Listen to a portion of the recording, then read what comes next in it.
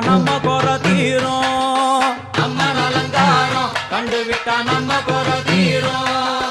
அம்மனுக்கு விரதம் ஆதி முதல் இன்று வரை வழக்கம். அம்மனுக்கு விரதம் ஆதி முதல் இன்று வரை வழக்கம். சமயபுரத்தில் நம்மை வாழ வைக்க